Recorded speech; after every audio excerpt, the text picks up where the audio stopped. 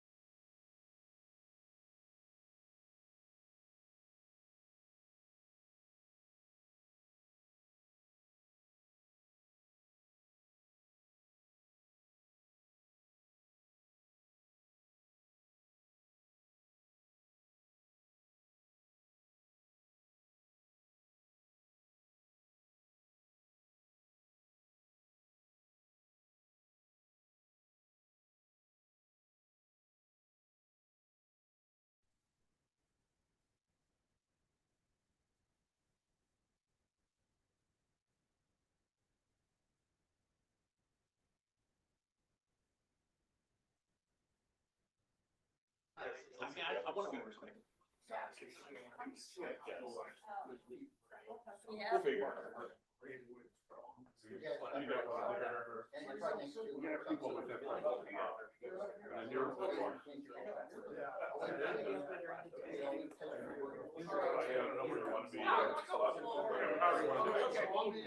Is that what it works? This one will work. Okay.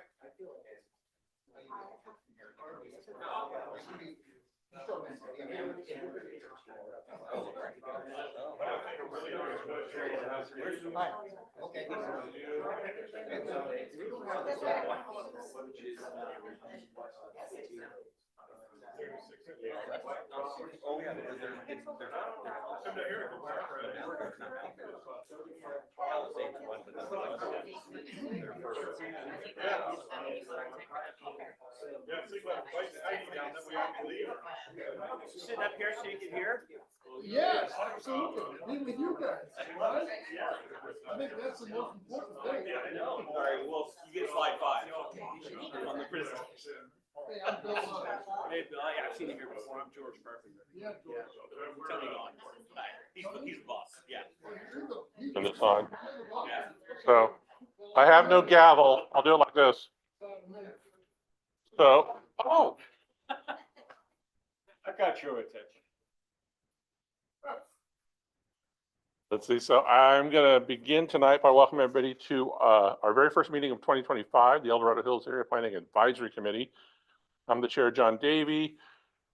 Vice Chair John Raslier. I'm looking for Vice Chair Brooke Washburn. She might be with us virtually later. Secretary Bill Jamaica, our new member of our executive committee this year. Thank you, Bill.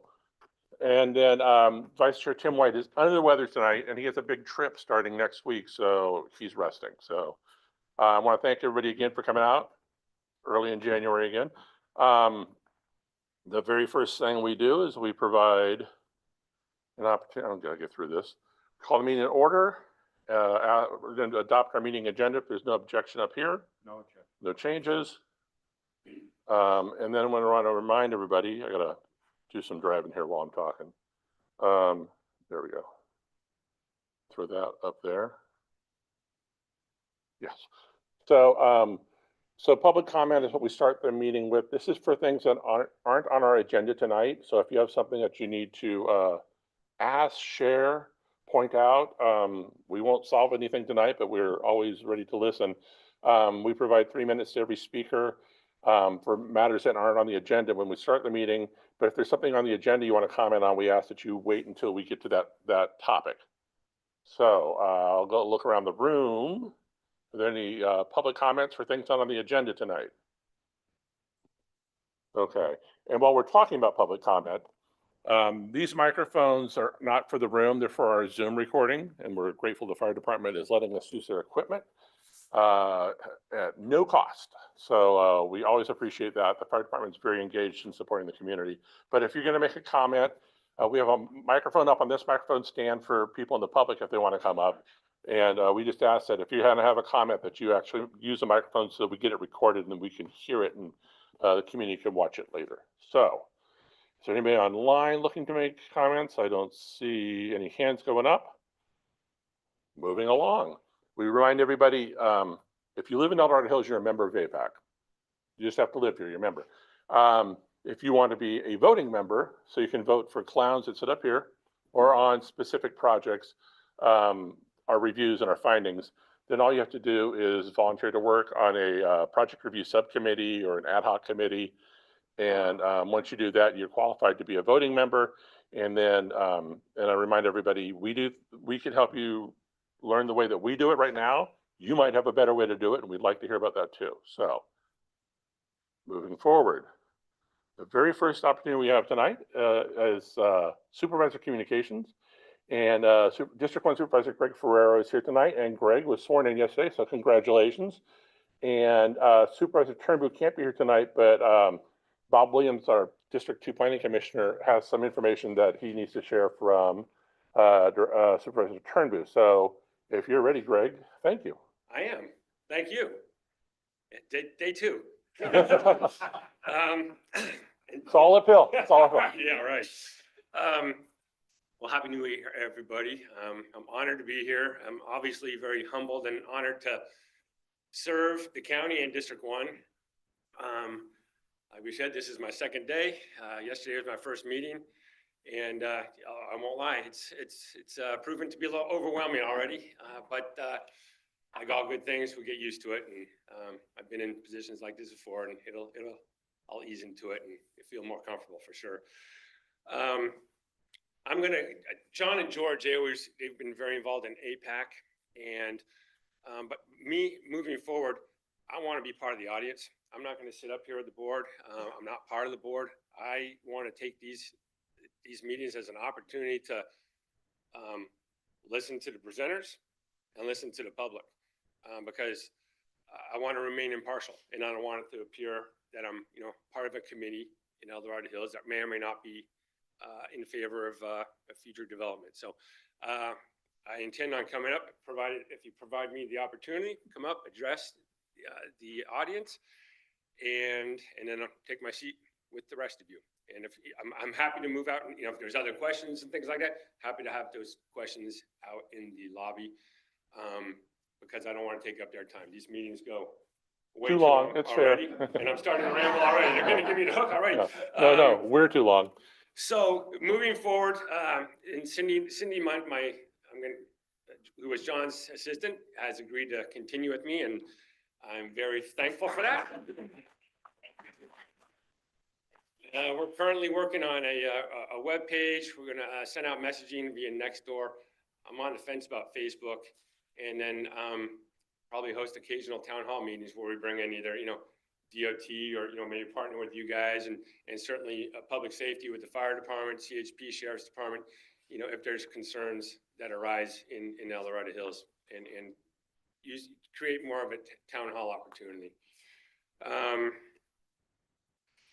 I look forward to working with, there's some CSD board members here, and I look forward to working with you guys. There's some things I think we mutually want to accomplish, and I think that we already have a pretty good relationship, so I look forward to continuing that. And that's really about, like I said, day two, I don't have an update. You probably all watched the board meetings in December, and there was a couple fairly controversial items that came up. One on TIF fees, and the second one was regarding ranch marketing. And I'll tell you right now, if I was a board member, I would have voted no for both of them.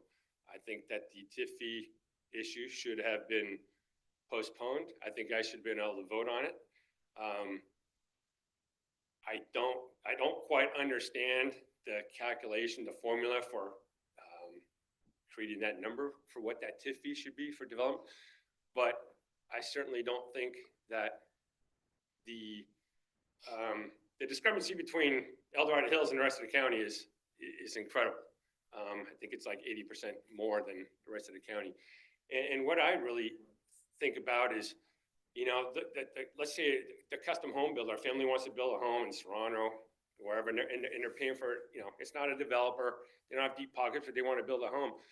And you know, how much more it's gonna cost them to build a home here as it would if they went up to shingle or further up the hill. And I just don't think that's fair. I'm a strong supporter of TIF fees. I think they should be paid. I mean, let's follow the measures, E and Y. I'd like them to be paid up front. I mean, in a perfect world, I want the infrastructure in place before we create more traffic impacts. But I think it's a little out of whack the way it currently is, and I'm not sure what's going to happen moving forward. I guess we can readdress it, look at it in a year. It may come up before that. I'm not sure. Also, the mapping I think was wrong with the 3 zones.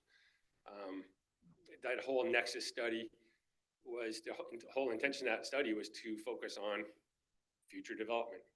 And there's a couple big projects, huge projects that are being proposed that they've already, you know, the county already knows about them, and those should have been included. And both those projects intend to be in El Dorado Hills. They should be included in our zone.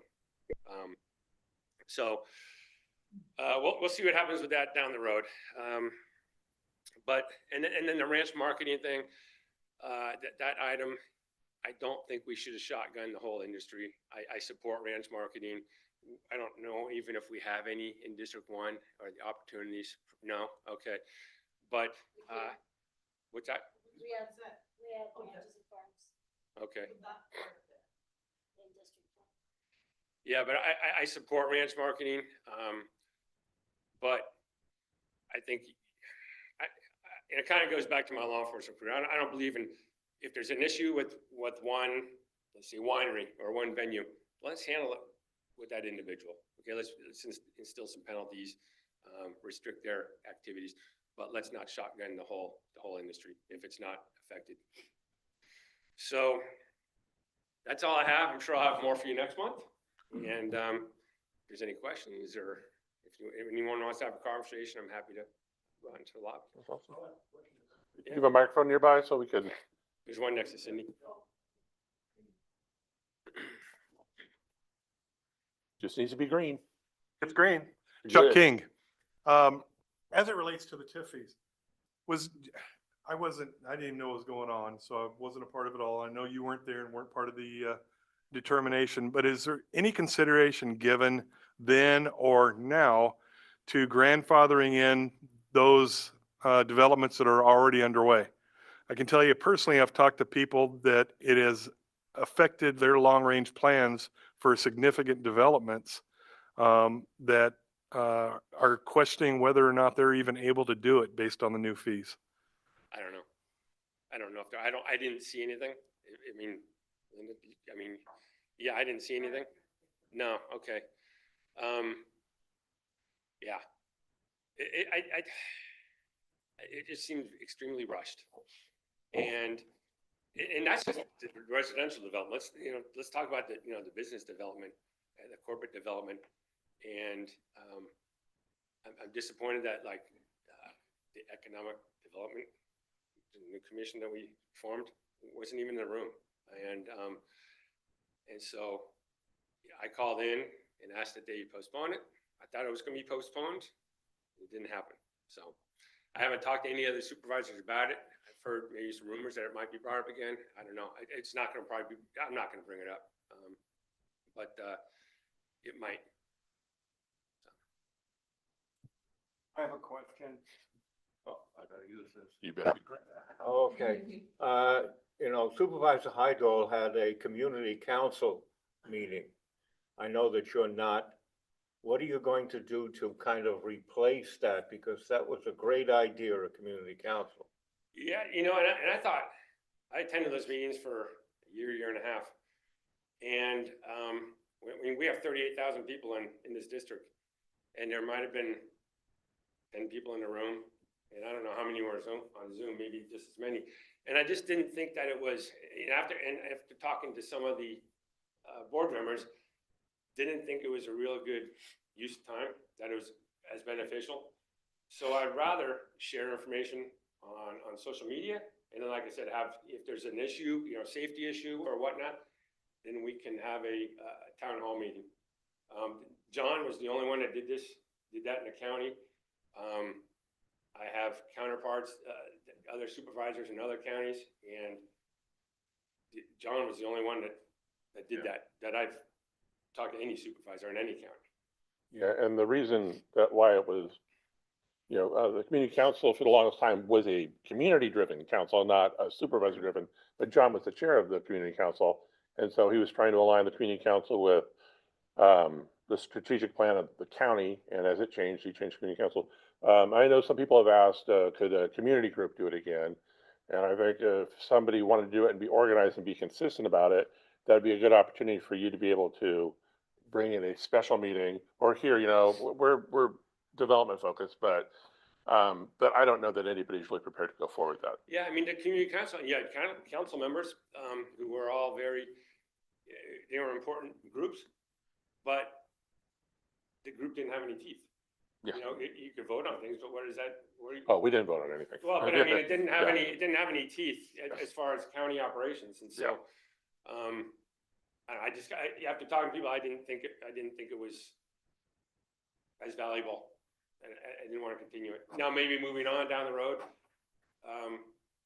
might institute something similar, but, for now, no. Thank you. Yeah. You could jump up to this one if you want. Don't jump though. Don't really. I just figure speech. So on the TIF fees, I have a suggestion. My understanding, according to the transportation element, that's supposed to be done based on developments of 5 units or more. Mhm. And I think I brought this up in the comments too. My concern is you brought up single-family home building. So if an individual wants to build a home, I don't believe they should have the same fee. And so I think that could be something to try to distinguish with the county and staff. And in fact, we had a case that went to the Sheets. Supreme Yeah, Court. no, you're absolutely Sheets, right. Yeah. right? So I think that it's kind of been bundled all together, but in reality, TIF was supposed to be for Just for the large five developments, or 5 more. units or Yeah. more. So, No, I agree with you.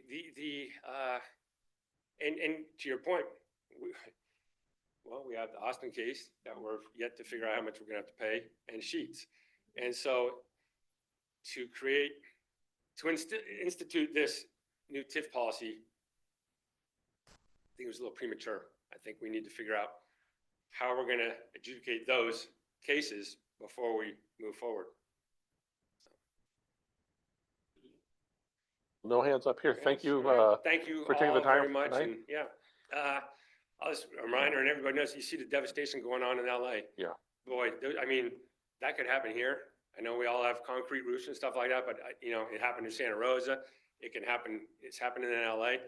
Just a grim reminder to be prepared, just have a plan, think about what you would do, what you would grab. And so, I'm sure Chief Mike over there has a lot more to say about that, but it's a grim reminder. It's January. That stuff shouldn't be happening. So. Can I grab it for 1 second while it's open mic? I just want to say. I'm not moving back to Highland View. I just want to say welcome. And congratulations. And looking forward to these next 4 years for good things to happen. How many ever years it is, but you just is this working? As long as it's green. So just and my voice carries, so I can do it without, just what you were saying, spot on. And why I came tonight, the topic is not on the agenda, but Green Valley Road is my passion. And that is a parallel capacity road. It's the only one we have in El Dorado County.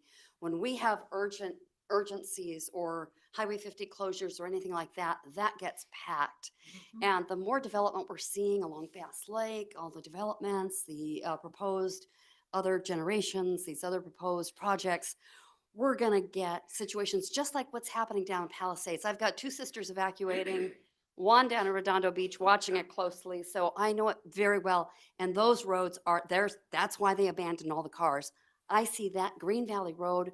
I'm just asking to please, if we can all please look at that when we are planning and just really have a conscious idea of what we're going to do to get people out, because fire will come. We will see fires. And it's just a matter of that road, single lane, with the amount of driveways and the amount of traffic that's got to come out of Rescue and Highland View and Sterling Chart, all these little places that we don't even think about that are way back there.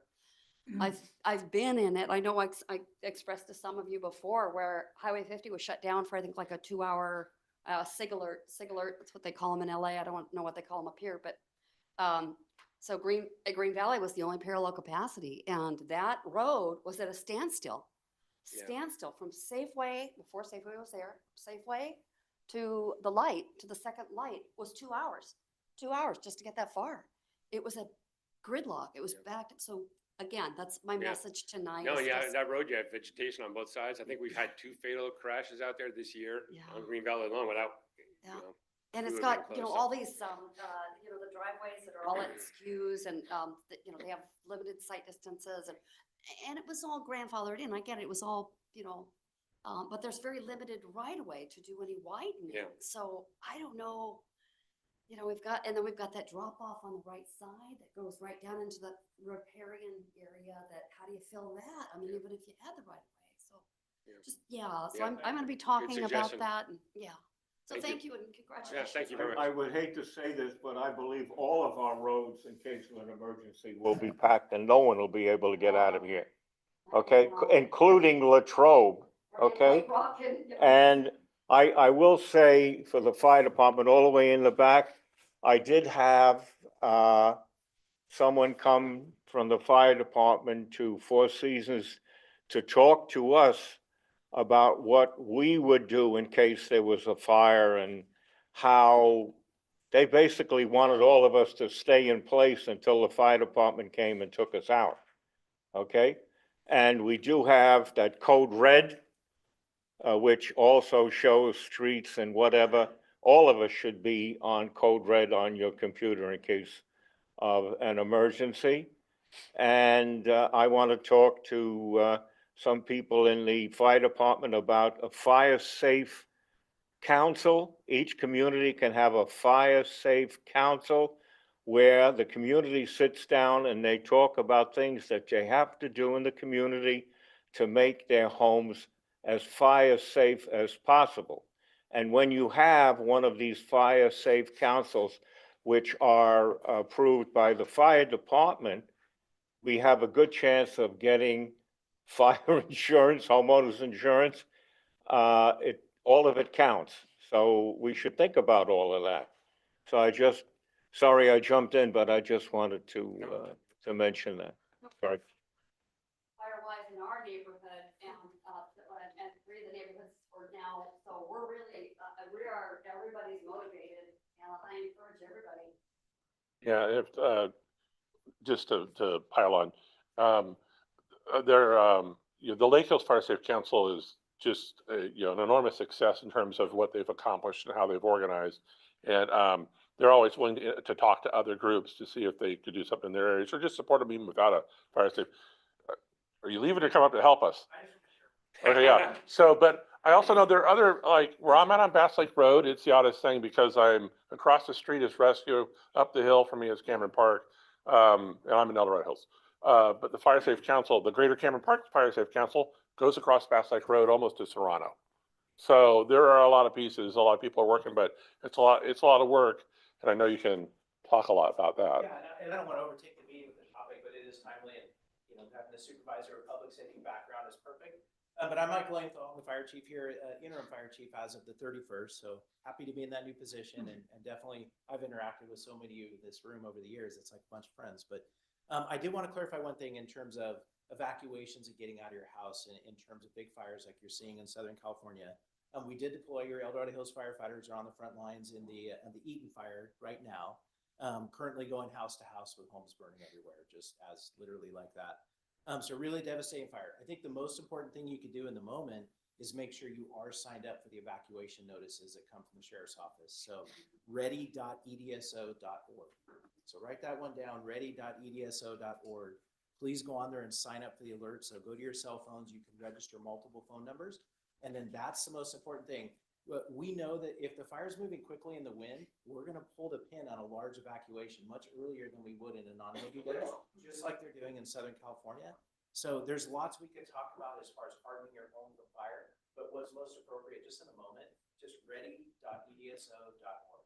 So So sign up for the alerts and then you'll get the notices, and just have confidence that your emergency responders in the county, the sheriff's office, fire, and everybody else, we're gonna pull the pin and get you out of your house early if we know the fire's moving your direction, and then you just need to follow those orders when they come.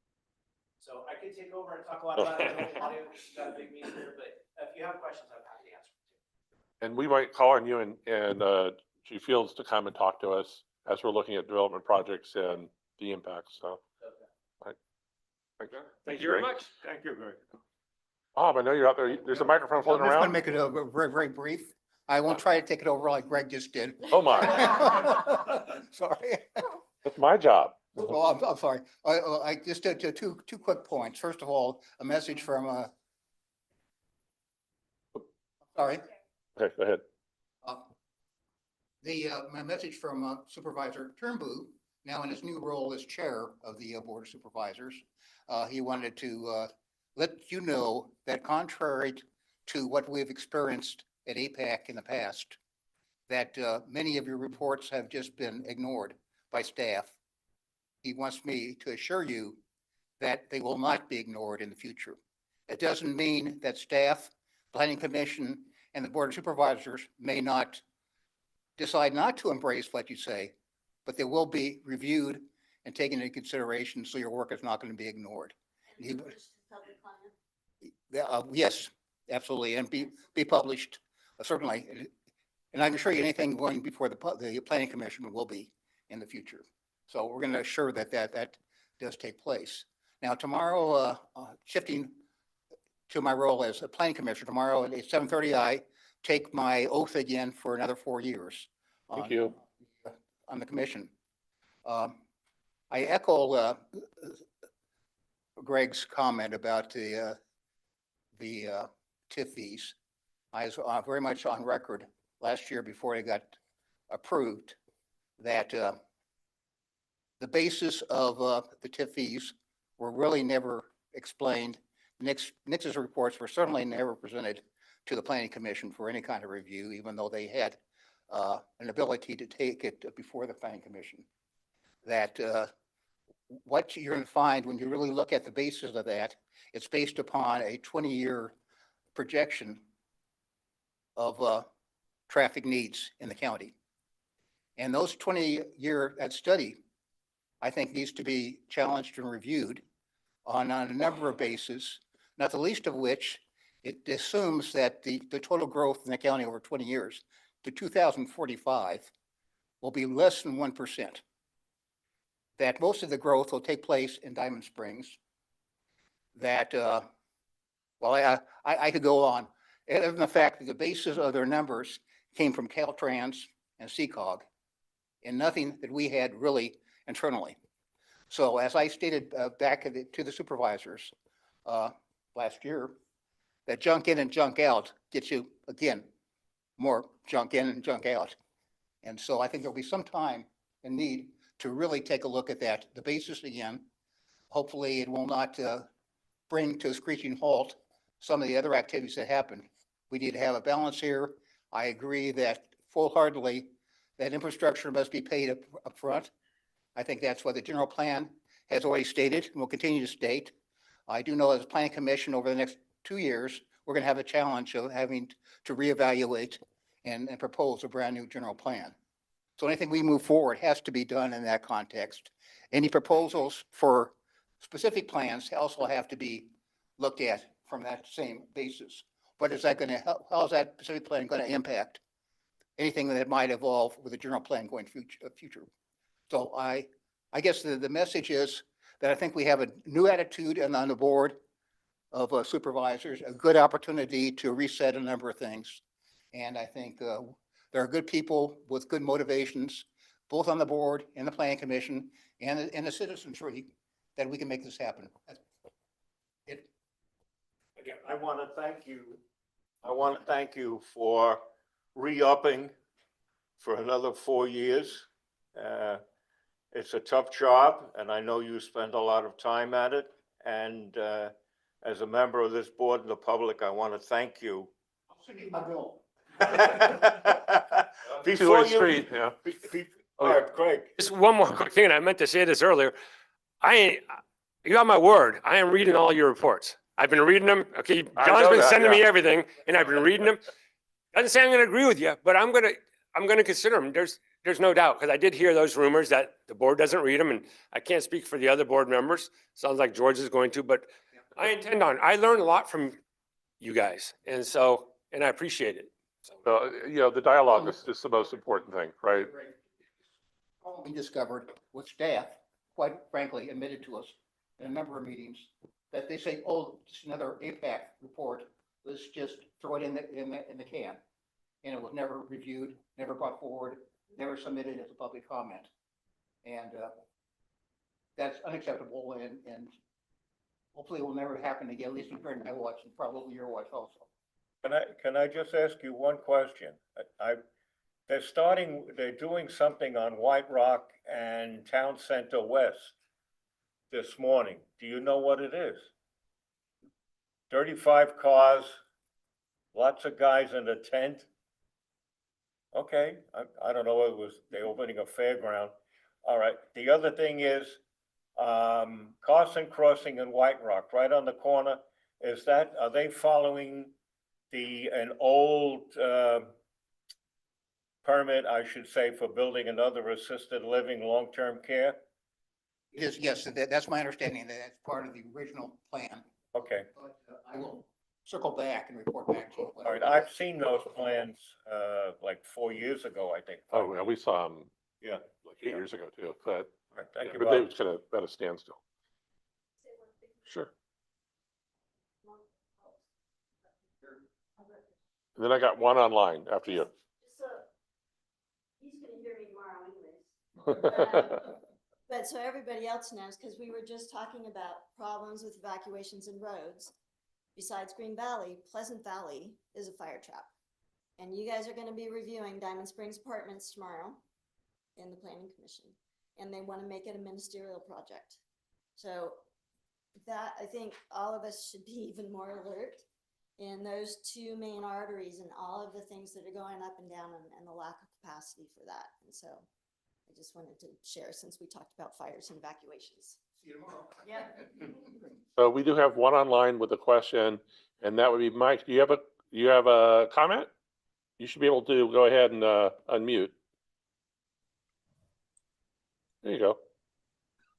Yes, I am trying to hear what's going on, and half the speakers are not using microphones, and it's just a mumble. So it's kind of a waste of time to try and watch one of these meetings online, because the participants are not participating in such a way that the watcher can understand what's being said. Thank you. Thank you, Mike. We know it's a struggle with these microphones. You really have to. They're for the online part of our recording. They didn't do anything in the room. And I've heard a tale from the fire department. They're looking to spend a lot of money to update it to really be a community benefit in terms of how the AV will work in this room. So we're grateful we're allowed to use this, because otherwise we'd be trying to figure out how to do this ourselves. So, Bill. Thank you, John. I just wanted to say on behalf of, everybody, my congratulations to Greg Ferrero. And welcome, welcome, welcome to the team. You're going to do a great job, Greg. I know that. And I say that certainly on behalf of not only myself, but my son Keith, who you know very well. All right? Okay, that's all. Thank you, Bill. Okay, well, I gotta go back to driving while we're talking. Sorry, gang. Moving along. The next opportunity, we have no guest speaker tonight, technically. We have a couple of housekeeping items here for APAC matters. Last month, we talked about our immediate guidelines in a working group that we had with some of the officers about how we could, I just jump forward here. What our goals were was how we communicate more consistently with the community. We know that newspapers are tough. Most people don't subscribe to a newspaper anymore. Our newspapers, the Mountain Democrats, 2 days a week, and I still find it valuable. I subscribe, but they can't deliver the paper to me. They have to mail it to me. So it's really not news by the time I would get it.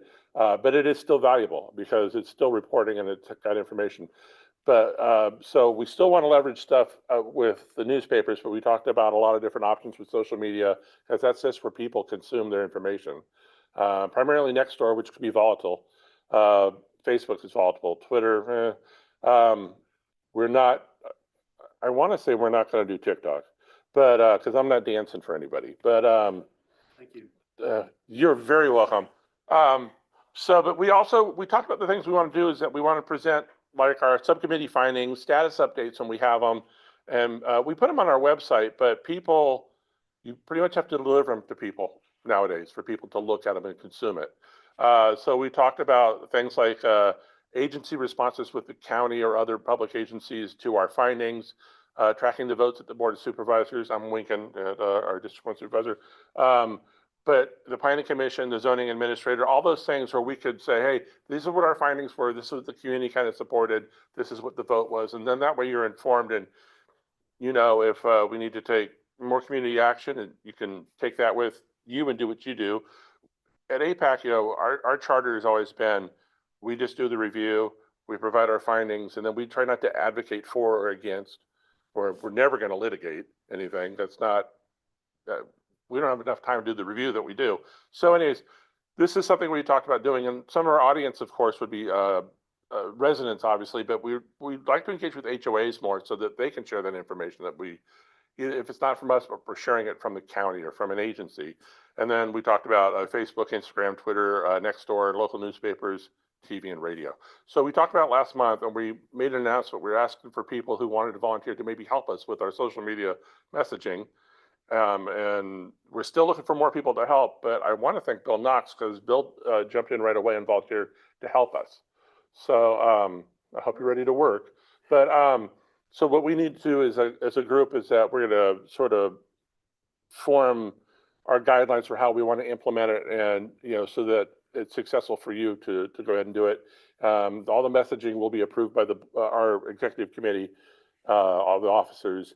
And we just want to be consistent, and we don't want to inundate people, but we do want to make it available. So one of the other things we talked about was the second email list. So we have the one email list. I hope you're all subscribed. And that's primarily the only thing we ever send out is our agenda. So we would probably do a second list and ask people to opt into that to just receive more frequent messages. And if you don't like it, you can turn it off. So is there anything I'm missing on that? I want to thank Bill again. We'll have to, we thank Bill. Bill in the past has helped to run the Four Seasons. Thank you. Bill in the past has helped to run the Four Seasons newsletter. He was an important reporter and editor for the Four Seasons newsletter, and I anticipate he'll do a great job with this. So thank you, Bill. Thank you. You're welcome. I'm not sure what I'm thanking everybody for. I'm just kidding. I'm really looking forward to this. Thank you. Called disappointment. So, so moving along with that, the next item on our agenda tonight, I wanted to give an update. Last month, we had confirmed the fire department. Again, you know, they provide this to us free. This is a room that we meet in, and they provide all the AV equipment. And, you know, we're very grateful for that. We've had a lot of support for several years now, being in this room. But we did have a request from the fire department. We had to set December 10th as our December meeting. It's only 11 months away, so settle down. But the Santa Run next year is going to consume 2 weeks here in probably parts of this room, and they had asked if we can move it back. So we're meeting in December 17th, so we could bring our stockings to hang by the fireplace while we're here. But we're always willing to accommodate. You know, we reserve an entire year at a time, and they make it available to us. So we're very grateful for that. And I did want to remind everyone that, you know, we have some of our firefighters down there right now in Southern California, and they respond all over the state. So we're here in their house tonight, and I just want to I should also point out that Debbie Manning is now a member of the board of directors for the fire department. Congratulations, Debbie. And thank you. Thank you for doing that. And also thank you for letting us use your house. So that was the update on that. Now, when it gets to projects, less of me and more someone else is a good thing. We have an update on the Creekside Village specific plan, And we've talked about this at APAC for many years as you've followed this process through. But George Carpenter from Wynn Communities is here tonight, and George is here with an update. I'm going to drive the presentation, and George is going to tell you everything you need to know. Thank you, George. Thank you, John, and members of the APAC board. George Carpenter from Wynn Communities. And thank you, everybody, for coming tonight. There are a number of elected and appointed officials here, and I really appreciate you taking the time to come and hear our presentation. I've been before APAC on this project for, probably coming on 5 years now. And so it's good to I think 2017. Yes, in fact, Yeah. actually, even before our property was de-annexed from the business park in 2018, I've been talking about this property. And so tonight, what I wanted to do, we've made some pretty significant revisions over the last 6 months. And so what I wanted to do was come to the APAC and daylight those to you so you know what we're up to, give you a little bit of an idea on why we made the changes, and then also a little bit on our schedule and the process that's going to be going on from here forward. So if I get the next slide. So not everybody has maybe seen our presentation before, and so I wanted to just show this slide. I've showed this many times, but just to give you a sense of where the property is, it's at the southern end of the El Dorado Hills Business Park.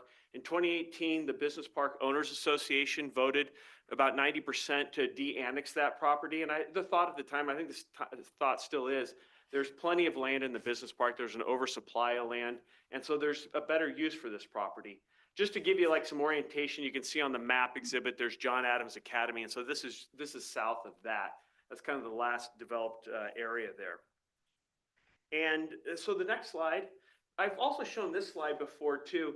And the two slides together show how the property is located between Blackstone and Heritage, how the lot sizes are represented by similar lot sizes are the same colors here. And so you can look at this map and see how the housing types of what we're proposing are very similar to what's being built in and around the community.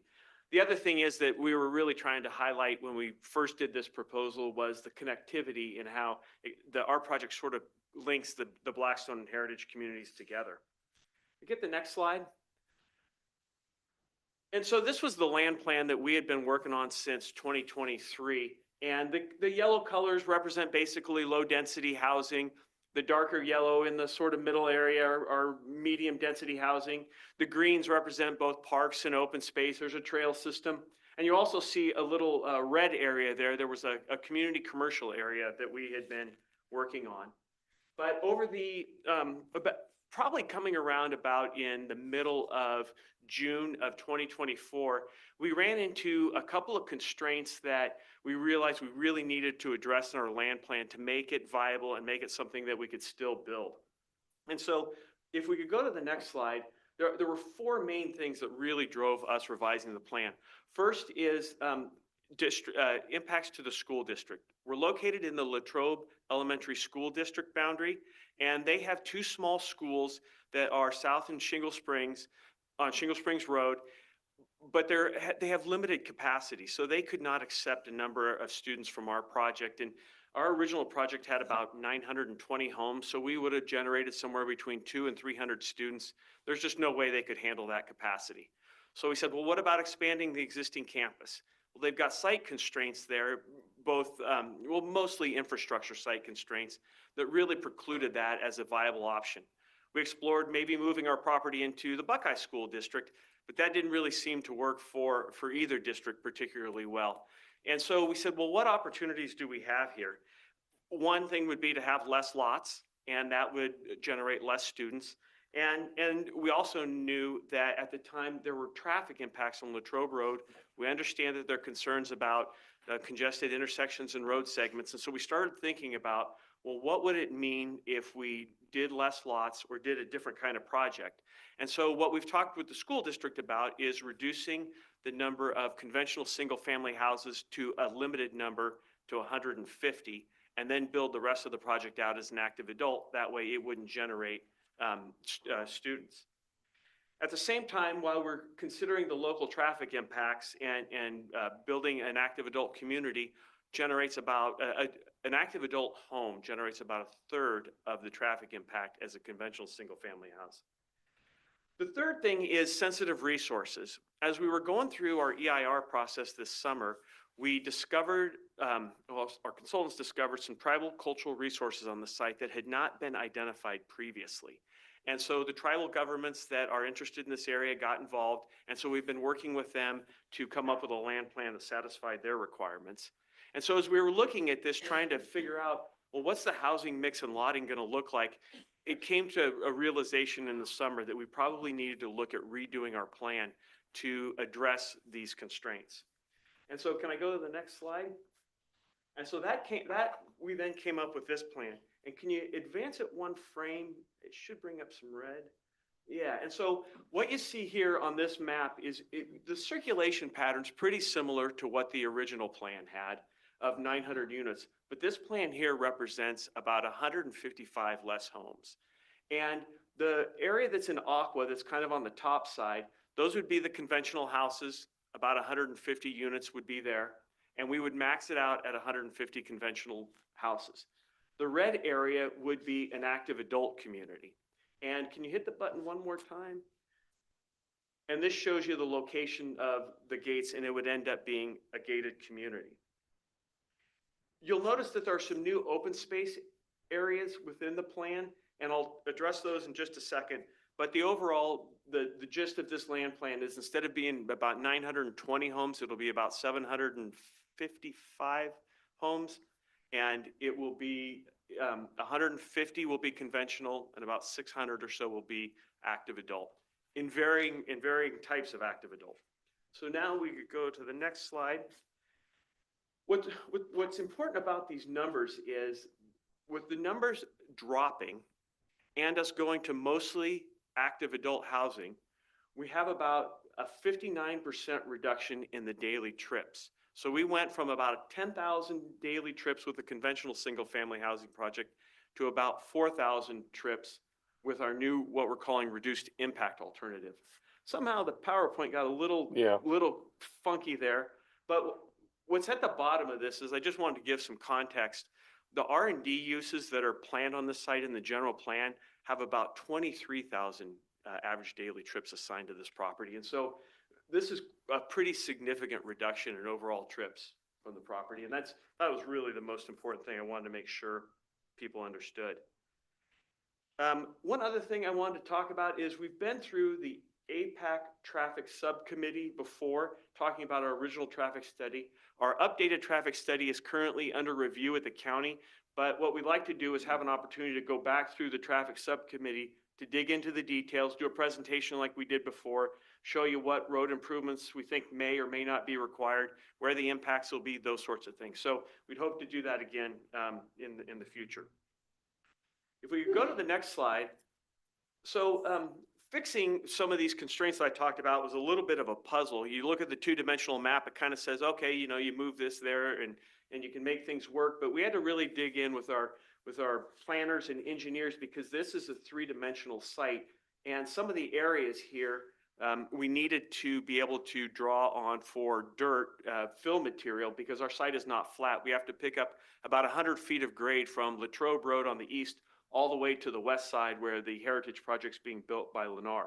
And so on the left side here, you see our original tentative map. That's the black and white exhibit underneath. And then the red is the new configuration.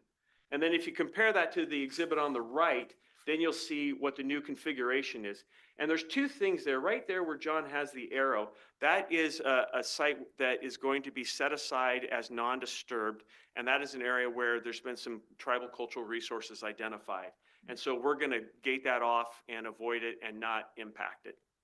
And then also along the drainage, which is the dark green area, there are some sensitive biological resources and tribal cultural resources that we're going to do a complete avoidance of. And so that's why you see our trail and kind of that cutout coming out of there. I don't know, John, can you see where that is? It's like a little U in that exhibit. Oh, right here? Yeah, right there. Sorry. Yeah, so that's where we've moved our housing and pulled it back and eliminated a number of lots in those areas. So anyway, I just wanted to see how we had to pull some of these apart. I'm not going to go over every little revision to the land plan, but this was a pretty significant one that really caused quite a bit of work to figure out. And we think we've been able to put something together that still meets like fire department requirements for ingress and egress, and it meets our grade requirements for DOT, those sorts of things. And so if you go to the next slide. So that work led us to this layout right here that we're calling our reduced impact alternative. And it's pretty close to what we had before, but it's what we've developed now that we're going to be moving forward with. And there's a couple other little highlights I want to talk about on it, just to point out, because there are areas of the questions that people have raised before. So if you could go to the next slide. The area that has been the darker yellows on our map for quite some time, we called it medium density housing. We got a number of questions about it and whether it was going to be apartments, was it going to be affordable housing?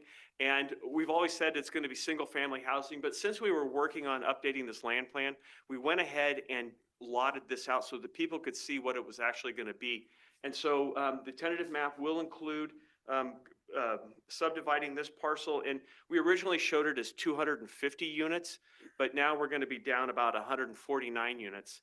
And the reason for a lot of the reduction here is because we're going to active adult, we have to go to larger lots because they're all single family. And so that's been one of the reasons that we've got reduced density.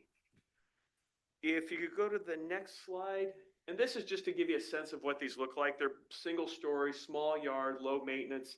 They're not a common lot size that you see in El Dorado Hills, but they're very popular for people who want to move down, smaller house, and less maintenance obligations. So next slide. Another area for questions was this little commercial site that we had on our corner. And the questions kind of range from both sides. One was, what kind of uses are you going to have there? Are there going to be lights? Is there going to be a lot of 24-hour noise? And then some other people were like, well, hey, we'd really like to have this here. Can you start this? Can you start your project with this? And so what we've kind of come to is we are going to make the underlying zoning in that area park.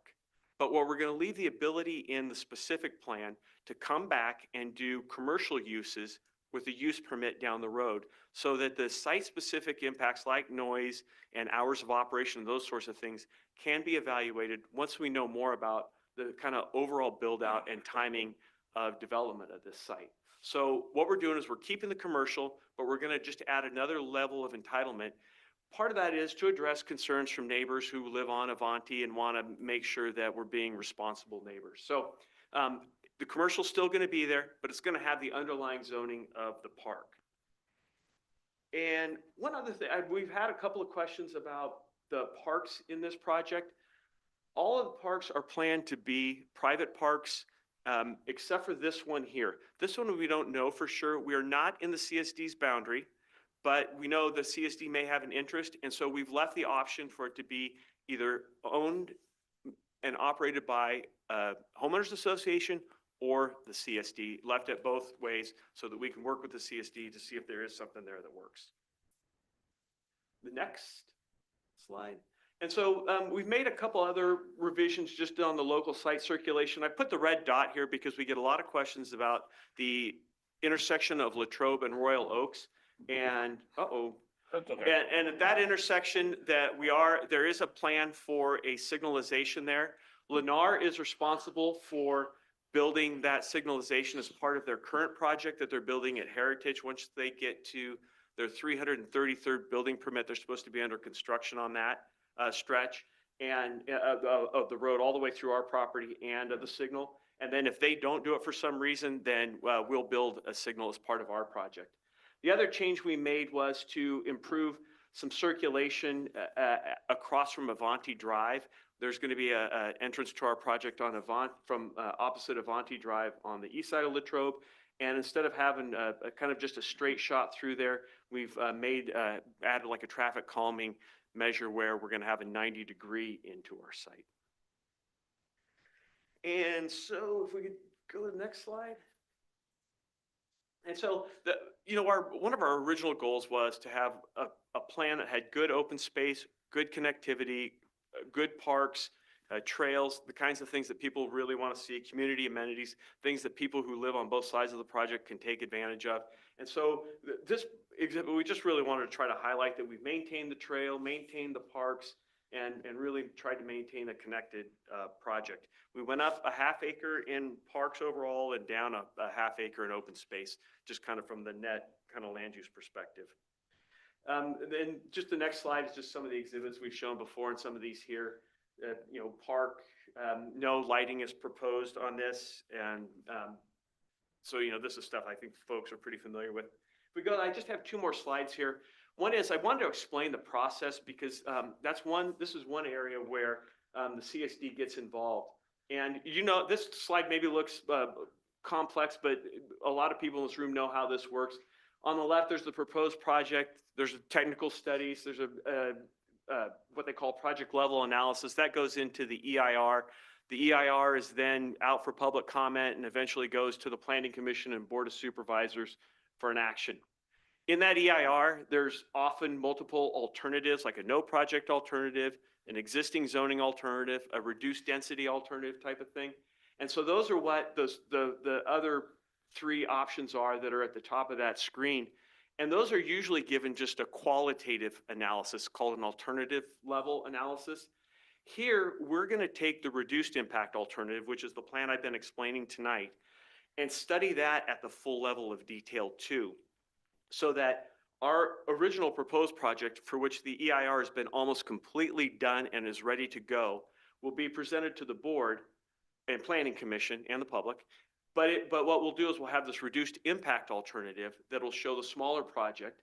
And if we're able to have we've got the school district, which has approved a school mitigation agreement with us. We are able to bring along the tribal governments and with respect to the cultural resources and with the rest of the community, then we're going to get behind the reduced impact alternative and make that our project, present that to the board, and tell the board that's what we want them to ask. And so the last slide here, one more, John, is the schedule. This is the other thing that I know APAC gets involved in is wanting the ability to be able to review the project, make your comments. We were trying to get staff to give us a commitment on when we think the 45-day review period will start. The best we can say is the springtime. And, we're happy to communicate with APAC when we get a better feeling of that. People who come to APAC know I'm here every month. And so I'll just keep trying to keep you up to date on that. And what I hope to do is work back through the APAC subcommittees again, so that when it comes to the 45-day review period, you've already looked at the technical studies, you're familiar with what we're proposing, how the reviews went, and it's a much lighter lift for you at the end. And with that, I am happy to answer any questions. Could you go back to the big map? Like that one? Yeah. That'll work? Okay. Yeah. Question, where are your bike and pedestrian paths? Where are you going to put them? So on this exhibit, can you see the yellow dashed line right there that John's running his cursor down? That's good. That's going to be a multi-use trail that's going to connect from Latrobe Road all the way down to the future regional 30-acre park that's south of Heritage. Is there any way to connect your bike and pedestrian paths to the old railroad line? All of you, especially Heritage and the other developments, coming very, very close to that property. And I think it would be a great selling feature and a great boon for the community if people could get to that particular, railroad line and then it was developed. I appreciate that point. I can't stand here and commit to you that. But what I can tell you is where our line ends is right at the northeast corner of that 30-acre regional park. And I believe that park has an easement across its northern boundary for future right-of-way, which could theoretically then run all the way out to the property west of it. And, if the land rights can get secured, I think that's something that's doable. I think that would be really a great resource for this community and also a great, I'm gonna call it a selling point for all the people that want to build projects here. Can I ask you, that block that you said that you're not going to touch, what are you gonna do with that? What is it? The block, that block where the cursor is right now is Yeah. actually going to be a park. The block that's farther to the west that's green, Oh, I'm blind. Okay. Yeah. yeah, right there, that we're going to put just fencing around, and it's just going to be left as open space with the homeowners association or somebody else responsible for maintaining it. We'll set up a funding source, that sort of thing. And where are your gates going to be? You said it's gonna be a gated community. It is, John will help me out there. Where are we? Right there. Yep, there we go. Okay. Last question from me. Okay, and I have one more thing for you too. We got to write this down. The last one. The other thing is, the whole movement now is to put people on bikes and e-bikes and all that stuff to go shopping. Are you doing anything on Latrobe to make it safe for people to ride a bike, to ride an e-bike, to go shopping, for example, in town center? I don't know how to answer. I don't know that you can make e-bikes safe. Yeah.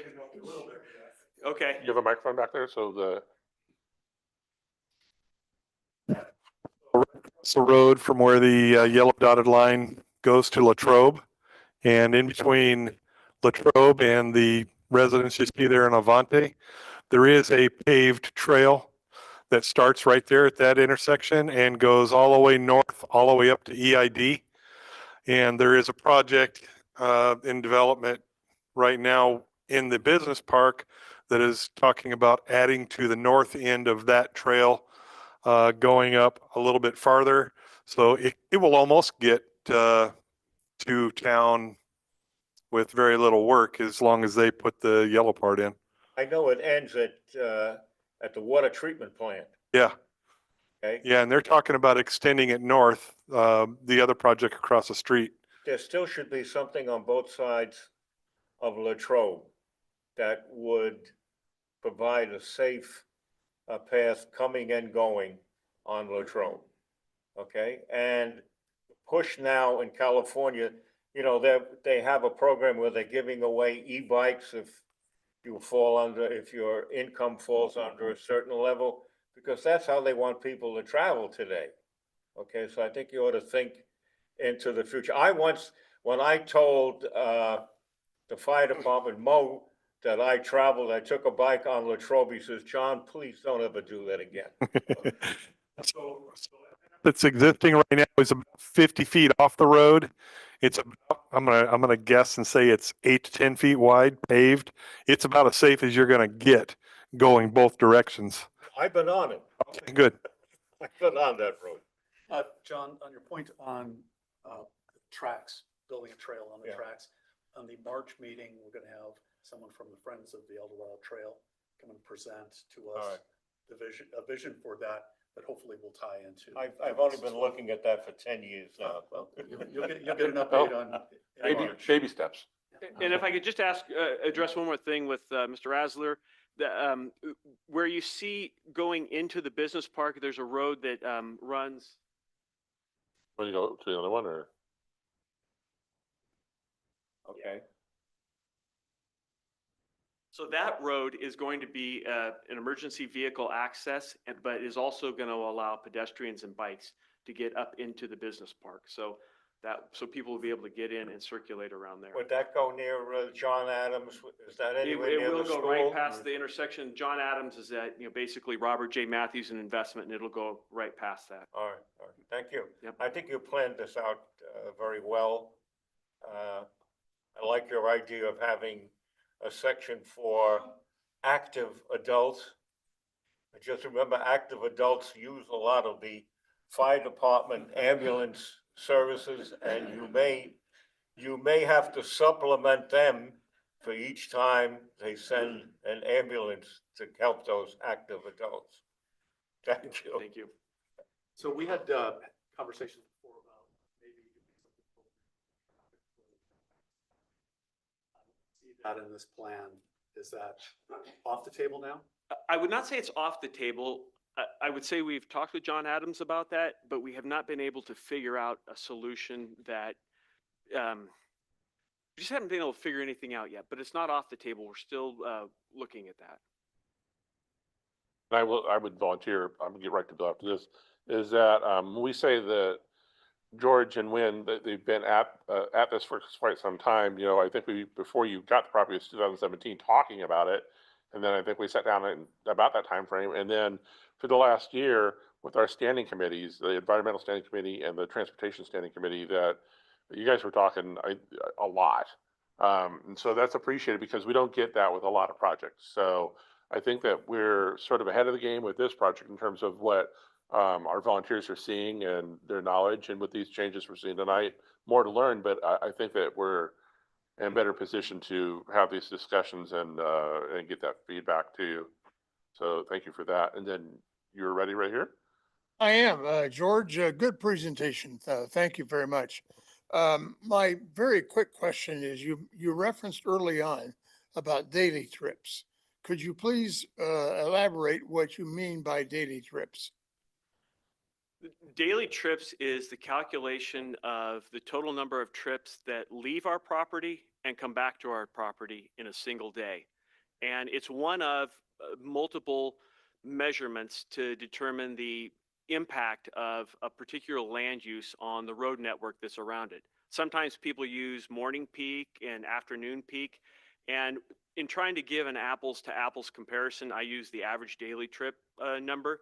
But our traffic study addresses average daily trips plus the morning peak and afternoon peak. Are there other questions in the room? Yeah, I had a question. How many did you say you're, Okay, good. is that me? Yes. Yeah, go. Oh. Didn't see you. I can hear you.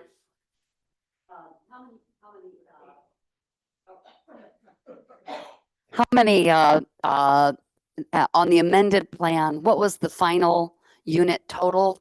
700 or 763. 763?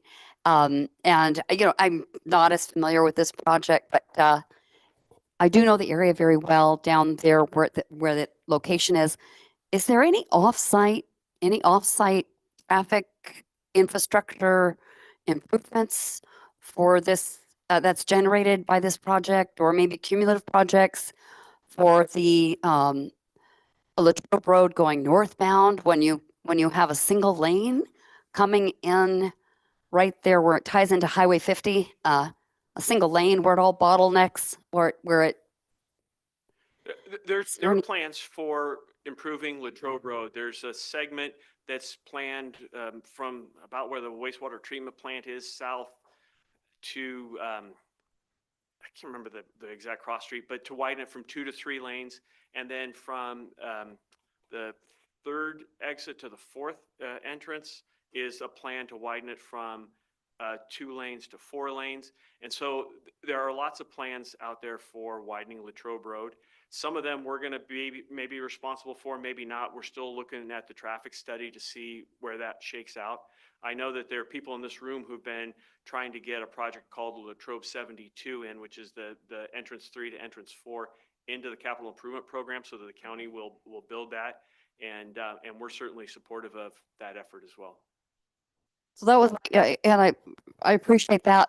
My question was specifically where, you know, the one lane comes into right there at the intersection, White Rock, Latrobe. It's further north of your project, of course, but that size of a project generating that level of traffic, already that's a bottleneck. Already that is a, I don't want to say a failed intersection, but pretty close. Got lights where you get your traffic that comes into that intersection and it's dead stops. You have to wait for 3 cycles to clear that intersection.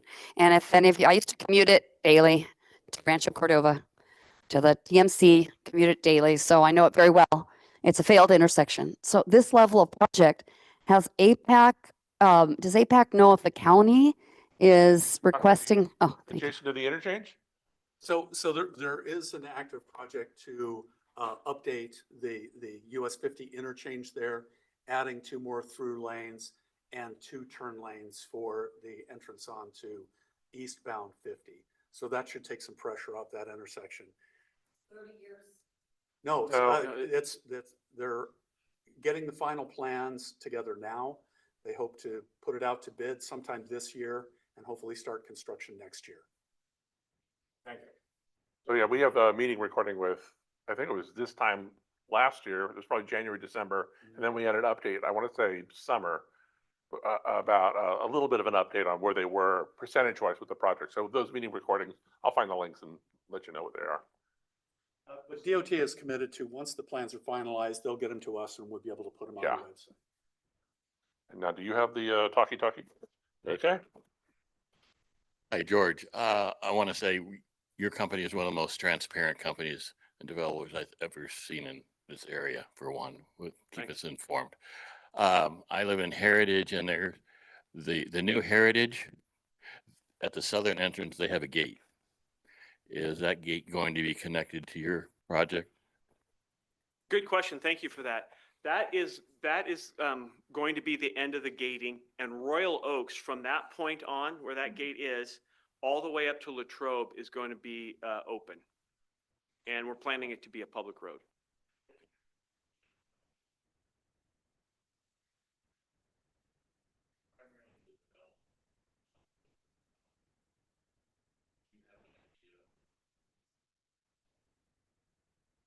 I don't know who's going to be building the houses. The way we're setting it up into different villages could allow multiple builders. But when somebody takes an active adult project, it's usually one builder. And so, you know, but it's really hard to say at this point. You know, we have different sections of it on different sides of the street, that sort of thing. So it's kind of hard to know. But we did break it up into phases. Anything else in the room? Oh, you ready? Oh, do we have a microphone? Sure. Thanks. Oh, while you do that, I'm working on the camera. I'm George. Great. I was looking over here at the map, the color coding. The orange lots are 45 feet wide. Yes.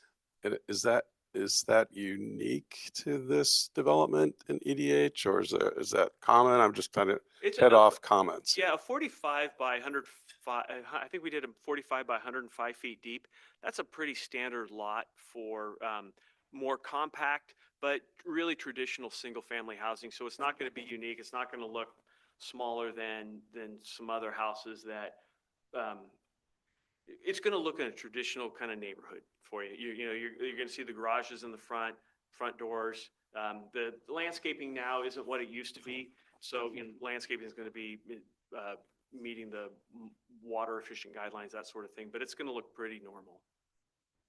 Just to follow up to that, so on those lots, will all the houses be single story houses? Everything, yes, we're planning everything is single story here. Okay, great. I'm sorry, everything that's in the active adult part of the community that was in the red, the stuff that's in the light blue aqua, that will likely have both a mix of single and two story. Anything else in the room? Okay. John, I think we have one more. Oh, I'm sorry. Hi, John. Sorry for I see interrupting. Mark's waiting in line too online. Okay. Hi, my name is Stephanie Jansen. I'm representing the El Dorado Hills Community Services District this evening with some board members behind me. I know that there's some history here relative to that parkland that you had mentioned, and I appreciate that. I think there was some action or activity that took place, I think around 2021. We certainly have some new board members here. I know that I'm new to the organization, and I simply wanted to mention that we're interested to hear more about, it doesn't necessarily have to occur in this meeting per se, but interested to hear more about, we understand that this is outside of the district boundaries relative to the CSD, but are interested in understanding more about that piece of land and sort of that question mark around the CSD may have interest and sort of what your understanding is of where we are at that juncture would be helpful to me. It's nice to meet you and thanks for the presentation. Okay, yeah, thank you. Happy to sit down with the CSD and the reps and talk to you about it. Well, then I will ask Mark if you want to unmute, if you had anything to chase Stephanie with there. Thank you. Mark Hornstra, General Manager, El Dorado Hills CSD. Stephanie pretty much preceded my question. One note, it's difficult to see the maps, and thank you for the detailed presentation. How much total parkland is in your current plan as far as acreage? We're about roughly 15 acres. And then of that, that square block in the middle would be considered private. And how many acres is that? That's 4.4 acres. So I Okay. think we did our Quimby calculation. I think we were asking for 50% credit on the private parks that would be behind gates, and then 100% credit for what's outside. And the Quimby calculation was done based on age restricted homes for those 600? Yes. Okay. Those are my questions. Thank you very much for the presentation. Okay, thank you. Thank you, Mark. Thank you, George. Thanks, Yeah. everybody. Well, we're kind of getting done early. Well, thank you, George, and we look forward to learning more about this as this moves forward. Again, we've been very engaged with it, and you've been a very good partner in the community talking about what you're looking at and what you're considering. So again, thanks for taking time to be. You're here every month. You could probably be on this committee, but thank you for being here for that, and we appreciate the update you provided tonight. So I'm trying to see where I left off. I'm almost there, gang. I'm almost there. Oh, here we go. Sorry. I'm going to throw this back up on the screen. Let's do this fast. Okay, just some very quick project updates. There's no new notice on projects that we've been looking at. There's no updates that we've received, but there was a new pre-application submitted to the county planning department. And a pre-application, obviously, it's not an official project yet. They're just looking to present the project to the county and then get some feedback from the Board of Supervisors through the J6 process, where they present to the Board of Supervisors, and then the board gives them some feedback, and that lets the developer know, oh, maybe we want to change this, maybe we don't want to change anything, maybe we don't want to do the project. So this is a pre-application. It's called Sienna Ridge Lot Subdivision. It's a pre-application 24-0013, 10 acres proposed for 24 lots. It's currently RE10 for Ranch Estate. The rezone would be required to put it to R1, which is sort of the standard residential development, 1 acre or less. And then they would require a specific plan amendment to the Bass Lake Hills specific plan. And there's not a lot in this application. It is posted on our website under residential projects. So the red dot in this Google map is roughly where it's at. It's south of the Sienna Ridge Shopping Center, which is at the top of the map. And it's along Sienna Ridge Road where it branches off from Bass Lake Road, but technically right around Hawkview Drive to the east of Bass Lake Road and south of the Toll Brothers development there. Hidden Ranch used to be Bass Lake North, those 90 homes there. So it's right there. See if I can give another, there we go. And right now, all it's on, there is one structure on the property right now. It's not clear what will happen with that, if it will stay or go. They don't have any proposed tentative map yet in their submitted documents, but basically the address they submitted is for this. It's either a modular home or a mobile home, and it's a 10-acre project. So it'd be just to the south of the Hidden Ridge development, right off of Sienna Ridge near Hawkview Drive or Road. And that's the only image that's in their application. So we just included that here. So as we hear more about this, we'll invite them to share any project updates that they, based off what they hear from the Board of Supervisors on their J6 presentation. We talked about this last month, but there weren't a lot of members or there weren't a lot of attendees. It was Christmas. So Silver Springs Estate, another pre-application. Their application indicates it's in El Dorado Hills Rescue. It is rescue, but since it's against El Dorado Hills, yeah, we take a swing at it. The application states it's in Supervisor District 2, but the Board of Supervisors supervisor map says it's a District 1. So anything that's on the west side of Silver Springs is District 1. So they're talking about it's 52 acres, and they're talking about 27 home sites or subdivision lots. And again, this map is goofy. It's the left is the north side of the project, so it's turned on its side. But it's basically south of Pleasant Grove Middle School and where the high school owns 60 acres, I think 60 plus acres, right there to the north of it. And this, again, these maps are real hard to see, and they're even harder on this screen. And I'll jump across. And this is sort of what the overview of the lot as it's existing right now. The middle school is up here on the north, Green Valley Road, right here in Silver Springs, comes in at the signalized intersection. High school district properties in between, and theirs would be here. It's not part of the Silver Springs development from 1980, forever, 1980 something. I might have been in high school. But this is, it's an owner that's looking to do something with this property. So again, it's a pre-application, and that's the general map. Silver Springs, the existing Silver Springs is this small corner here, and these other lots that are undeveloped yet below it. And there would be on the west side of Silver Springs Parkway. So here we go. Let's wrap this thing up. If there's no questions about those, we'll just remind everybody, if you have public comments you'd like to submit to us and you can't be here for the meeting, you can submit them the Monday before our Wednesday meeting date, and we'll try to get answers for you. The advantage of submitting them in advance, we can ask applicants or guests that if they could find the answers for us and share them at the actual meeting. We have an email address. It's on our website as well. It's edhapac.comment@gmail.com, or you can just send it to info@edhapac.org. And then our next meeting, believe it or not, February 12th, it'll be at 6:30 p.m. right back here in this room. And we do have a presentation from Friends of the El Dorado Trail that's scheduled for that meeting. It is February, right? This is January? Yeah. Yeah, okay. So, and same one as Marble Valley. yeah, and then Marble Valley and Lime Rock Valley. I talked to Kirkbone. They have some updated transportation analysis, and we're trying to schedule a meeting next week. So the transportation committee and a couple of the officers will go in and see what that's about and see what's changed or what impacts they've uncovered. And then we'll have that, Kirk will be here with his team to make that presentation to us.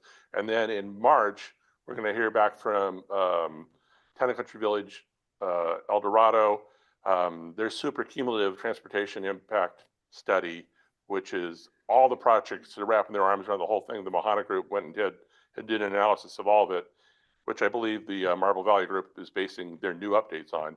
But it's a good hard look at all the projects, including maybe Costco, what the impacts are and what maybe some of the mitigations could be.